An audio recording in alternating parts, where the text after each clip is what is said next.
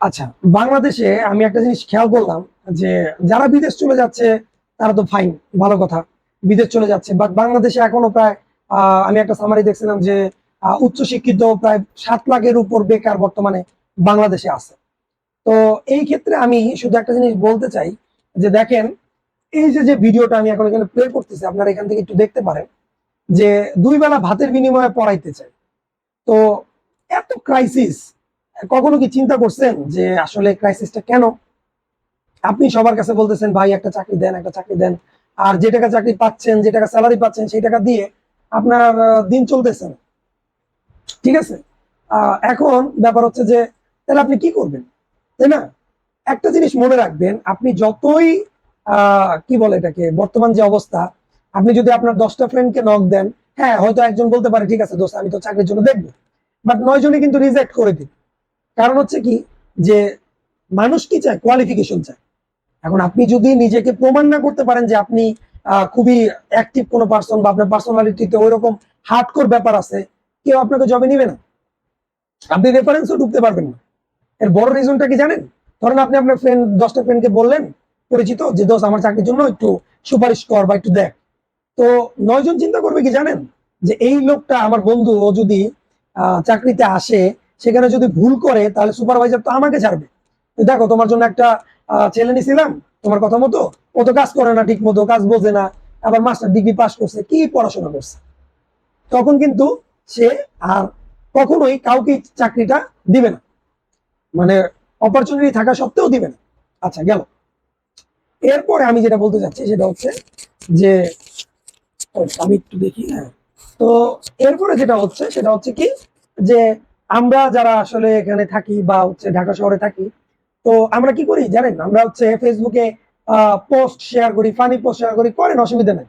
কিন্তু আপনি ফেসবুকে একটা অ্যালবাম তৈরি করেন, আপনি কি কি কাজ করেন, কি কি কাজ জানেন, এবং মানুষের মধ্যে আপনার আহ ইটা কি, মানে পার্সপেকশন, মানে কি বলে এটাকে, পার্সপেক্টিভটা কি, মানুষ আপনাকে কি ভাবে, আপনাকে কি কর্মঠ ভাবে, নাকি বাটপার ভাবে, নাকি চোর ভাবে, না কি ভাবে, নাকি ভাবে যে না আপনি উপর মহলের, আপনাকে নিলে তার বেনিফিটেড হবে।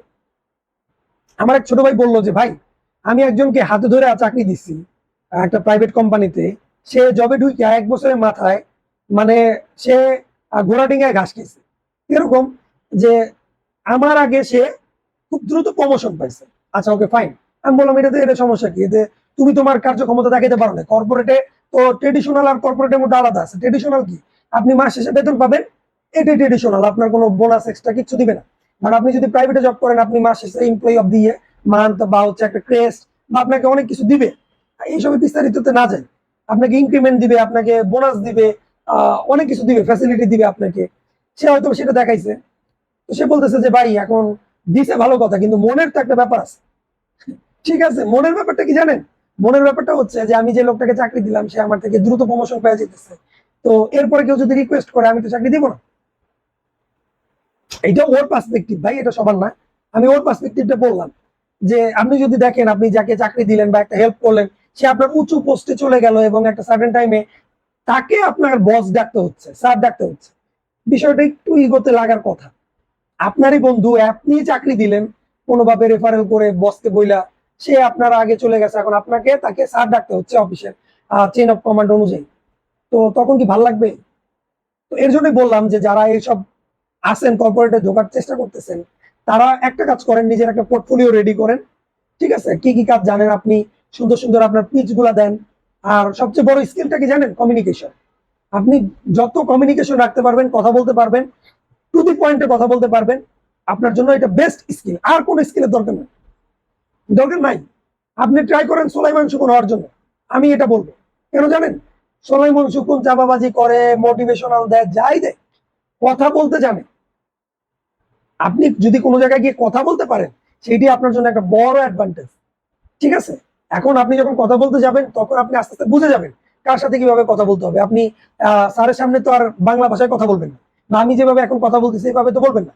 আপনি বলবেন sir, how can I help you, আমি আপনাকে কিভাবে সাহায্য করতে পারি স্যার, আমাকে বলেন, আমাকে কাজগুলো যদি একটু দেখা দেন স্যার, আমার it will be helpful for me, that for the further work. So আপনি যদি এইভাবে অ্যাপ্রোচ করেন, আস্তে আস্তে আপনাকে কিন্তু সবাই ভালোবাসবে। কারণ জব পলিটিক্স খুব খারাপ politics, believe it or not, খুব খারাপ পলিটিক্স। তা আপনাকে আপনাকে এমন করতে হবে, নিজেকে বানাইতে হবে, আপনাকে নিজেকে মানে আইপিএল এর প্লেয়ার বানাইতে হবে। আপনি মানুষের কাছে যাবেন না, মানুষ আপনাকে কেনার জন্য কোটি কোটি টাকা নিয়ে বসে থাকবে। এটা যদি করতে পারেন তাহলে আপনাকে আর বেকার থাকতে হবে না। একটা সময় ছিল সবাই বলতো দুই নৌকায় পা দিও না, এটা ভুল। যারা ব্রিলিয়ান্ট তারা দুই নৌকা না, তারা 10 নৌকায় পা দেয়। এটা হচ্ছে একটা সিম্পল কথা। তাদের একটাই কথা যে ভাই দেখো, ধরো আমি আমার যে স্কিল, সেই স্কিল অনুযায়ী আমি বলতেছি, এটা আমাকে একটা বুয়েটের ভাই বলছিল যে তুমি ধরো তুমি একটা আম আম আম গাছে একটা আমকে টার্গেট করে 10টা ঢিল মারলা, আমটা পড়তেও পারে নাও পড়তে পারে, কিন্তু যদি আমের যে থোকাটা আছে, যে একটা আমের 5টা আম ঝুলা আছে, ওটাকে থোকা বলে, থোকা। আমাদের দেশে থোকা বলে, আপনাদের দেশে কি বলে ওটা কমেন্ট করে জানাবেন। তো থোকাতে যদি আমি 10টা পাথর মারি, একটা পাথর তো আমার লাগবেই, ওই একটা পাথরে তো একটা আম পড়তে পারে।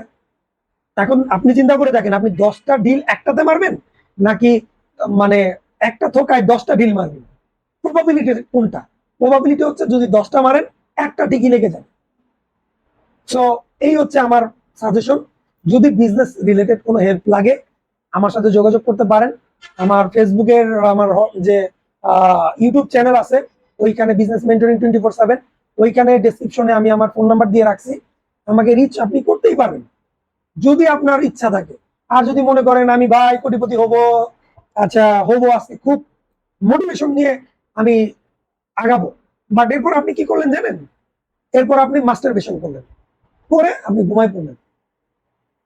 তো আপনার যে মোটিভেশনটা ছিল ওইটা মাস্টারবেশনে বের হয়ে গেছে। ওই জন্য বলে যে মোটিভেশন আর মাস্টারবেশন একটা সেম। উত্তেজনাটা খুব দ্রুত আসে, কিন্তু উত্তেজনা চলে গেলে শরীর চাই একটু রেস্ট নেই, একটু ঘুমাই। ঠিক আছে? তো এই হচ্ছে ব্যাপারটা। তো যারা আসলে আসলেই ট্যালেন্টেড তাদের ধরার চেষ্টা করেন, তাদের নক দেন, বিরক্ত করেন। একটা টাইমে তারা আপনাকে রেসপন্স করবেই 100%। কিন্তু আপনি যদি নিজেকে মনে করেন দূর, আমি একটা বড় কিছু, আমি তার কাছে কেন যাব, আপনার ফল্ট। আপনি এখন এত বড় পণ্ডিত হয়ে যান নাই, তাইলে আপনার আজকে গাড়ি থাকতো, আপনি টেসলাতে জব করতেন, আপনি আহ মানে ইলন মাস্ক হয়ে যেতে পারতেন। হন নাই তো। তার মানে কি আপনাকে শিখতে হবে, আপনাকে মানুষের কাছে যাইতে হবে। সো এইটাই হচ্ছে আমার last advice. Thank you so much. কারণ আসলে উলবন মুক্ত এত ছিড়াইতে চাই না, 10 মিনিটের মধ্যে আমি ভিডিও কভার করার চেষ্টা করি। যাদের ইচ্ছা আছে বড়লোক হবার, তারা ভিডিওটা দেখবে, যাদের ইচ্ছা নেই তারা হবে না। সবাই তো আর আপনার বিএমডাব্লিউ গাড়িতে চড়ার শখ দেখে না। সবাই, অনেকে থাকে যে একটা স্কুটি হইলেও হবে, অনেকের ইচ্ছা থাকে যে একটা সাইকেল চালাইলেও হবে, আবার অনেকের ইচ্ছা থাকে যে ভাই আমি মার্সিডিজ চালাবো, আমি বিএমডাব্লিউ গাড়ি চালাবো। অ্যাম্বিশন। এখন আপনি চিন্তা করেন আপনার অ্যাম্বিশন কোনটা।